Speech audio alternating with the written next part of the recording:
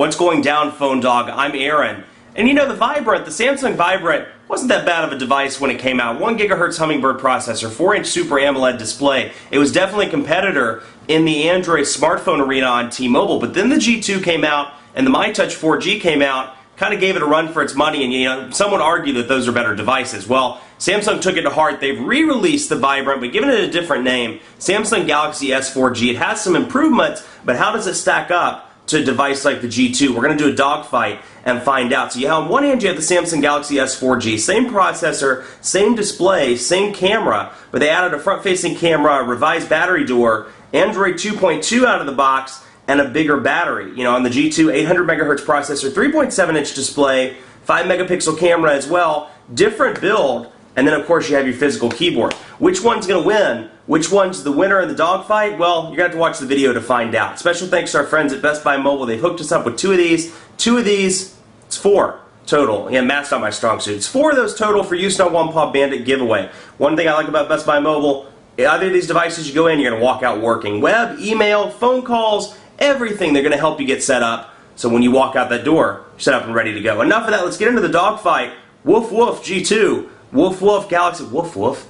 Galaxy S4G. Dogfight starts right now. So you have two of what I would consider the 3 heavyweight Android devices on T-Mobile. The Galaxy S4G, the T-Mobile G2, and the T-Mobile MyTouch 4G. Now both of these devices are available at T-Mobile for $199.99. Actually the Galaxy S4G comes out tomorrow, but $199.99. This one is $199 out the door, $199 after rebates. After rebates, this is $99.99, so it's $100 cheaper after mail-in rebates. So that's something, you know, if price is something you're considering or that's a factor in your decision, you know, well, the dogfight may be over for you because at $100, you know, it's a great device for under $100. So on this one, 800 megahertz Snapdragon processor, next generation processor, 3.7-inch display, 5-megapixel camera, physical QWERTY keyboard, Android 2.2, and it's running a near stock build of Android 2.2, save for some things like the quick keys down here and some T-Mobile installed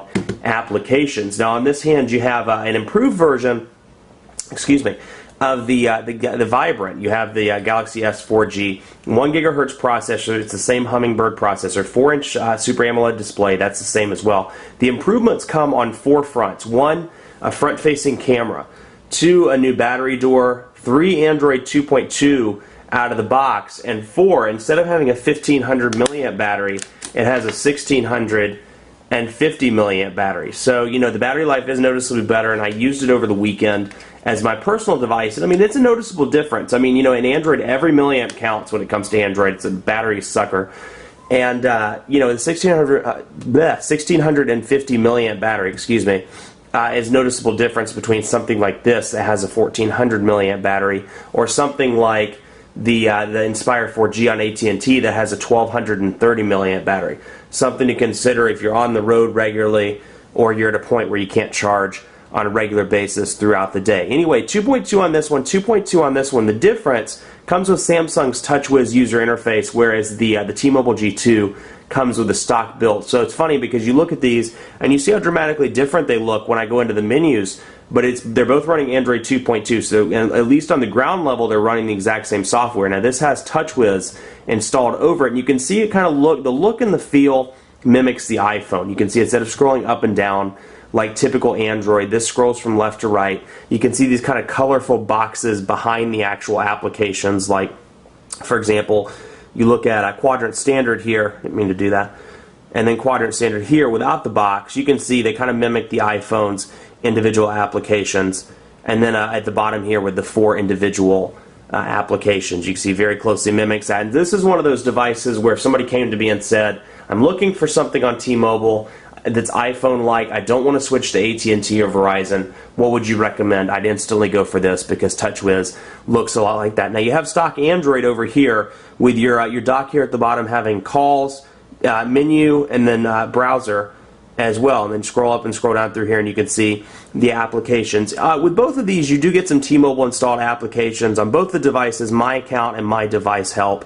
You can see both of those there. Both of these have Wi-Fi calling. So you can T-Mobile's Wi-Fi calling does use your planned minutes, but if you're in an area where T-Mobile service isn't so great, you can take advantage of that. You have visual voicemail on the Galaxy S4G out of the box. The G2, I'll have to look in the Android market to see if you can get it, but it doesn't come, at least out of the box, on this device. Now, the interesting thing with the G2, because it's a Google Experience device, it does come with quite a few Google apps pre-installed, and that's fine. You look at something like this and you see, Finance, Google Goggles, say that 3 times fast, Google Goggles, and Earth, and keep scrolling, you'll see more Latitude, Google Sky Map, Google Translate, etc., which that's fine. I mean, those are all well and good, but the challenge is you can't delete them. So, if you're looking to conserve some space, you want to install other apps, and you don't really use Google Sky Map or you don't really use Google Translate, they're stuck on the device, you cannot uninstall them. So, kind of points off to Google and points off to T-Mobile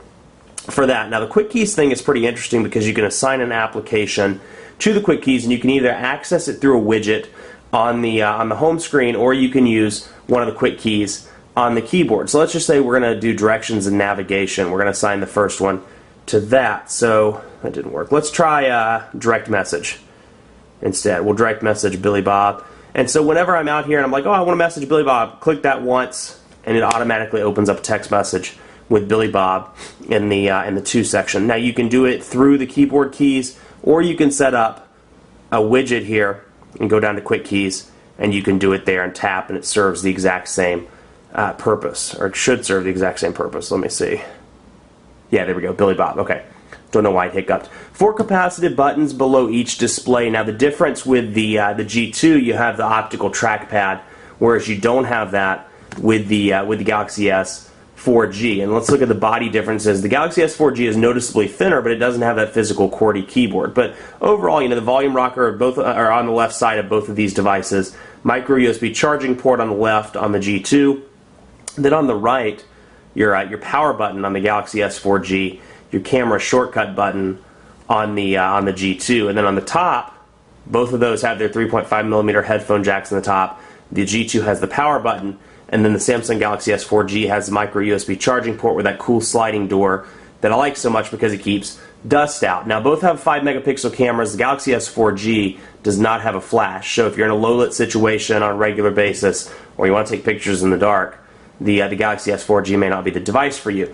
The G2 also has a better quality feel to it. I mean, this one is okay. It's hard plastic, and it's fine for most users, but it still has a plastic feel to it. This has metal accents around the display, and then the battery door is metal as well. So if you're looking for a premium premium feel to your device, you want a high quality device that looks a little bit better, in terms of build, I'd say the G2 is the one to go with between these two. Like I said, metal accents here. And then on the battery door, there's this cool latch where instead of picking at the battery door trying to get it to come off, simply pull the button and it pops off to reveal the battery, the micro SD card slot under the battery, and then the SIM card slot as well. So it's a cool device. Like I said, metal battery door, so you get those accents, and really it's everywhere that you hold the device. So I'm feeling the battery door in the back.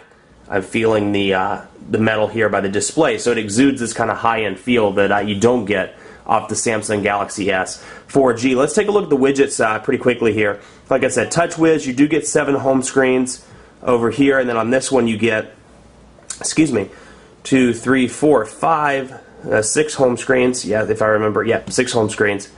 And you can scroll through those as well. Now there's no, like I said, there's no carrier overlay or manufacturer overlay running on this. So when you click this open, it's going to be stock Android widgets, and you can see the difference. Analog clock, calendar, finance, Google search, they're all Google stock widgets. It does come with Google Voice out of the box, so you get the widgets there. News and weather, power control, etc., etc. I installed Twitter, so no, I'm sorry, I did not install Twitter on this. That does come out of the box. We may have to plug this in since it's dying. Now the difference with the Galaxy S4G is you get 2, and they're all grouped into one, but you get your typical Android widgets, but you also get some TouchWiz widgets as well, like Buddies Now, Days widget. Drive Smart isn't a TouchWiz widget, but it's a program that comes installed, as is Double Twist.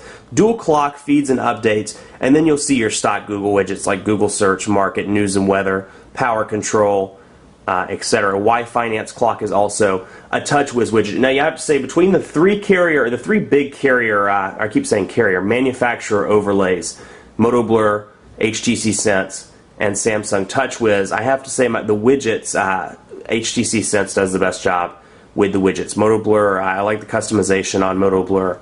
But, you know, the TouchWiz is a little bit bubbly. I mean, it goes well with the iPhone-ish design of Samsung TouchWiz. You can see, I mean, it goes well with the scheme that you're seeing here, but it's pretty limited in terms of available widgets, and they take up most of the screen. They're kind of bubbly and useless for the most part, in my opinion. Now, the difference in terms of the media front with this device, you do get, it has T-Mobile TV, but you do get, instead of Avatar, you get Inception pre-installed. But one thing I noticed when you click on the Inception button, it takes you to the Media Hub, where instead of just opening Avatar like the Vibrant did, you have to go in here and, I'm assuming, log into an account or create an account before it'll let you see it. Now, there's a workaround. You can go through the gallery and click on the gallery, if I remember right, yeah, and then click on Movie, and then you can play it through the video player like that. But honestly, for a customer that's buying this, you know, a novice customer that's buying this as a T-Mobile store, first time, I mean, that's really a frustrating workaround. A lot of people don't want to go into the Media Hub. It's kind of a waste of time. And for a movie that supposedly comes free on the device, that's kind of unfortunate that you have to go through the hoops to get to it like that. So keyboards on both of these devices, we'll go into messaging to do a quick test with both of these. Actually, we'll go into Billy Bob. Yeah, jump into there. And then we'll go into messages. You get a couple of keyboard options with each of these. So, you know, so if Swipe's your thing, Swipe comes pre-installed on both of these devices, and you can use that. Go to Input Method, Swipe, and then on Input Method here. Now, the difference is you have a stock Android keyboard, since this is running, you know, near stock Android 2.2. You get a Samsung keypad on this one, since this is obviously a Samsung device. I was a little frustrated that this didn't come with a stock Android keyboard as well, you know, have that third option. Because the Samsung keyboard's okay, but it's not my favorite. So you can see the quick, and like little spelling errors like that, the quick.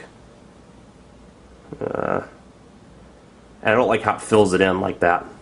Yeah, I mean, I'm just hitting space.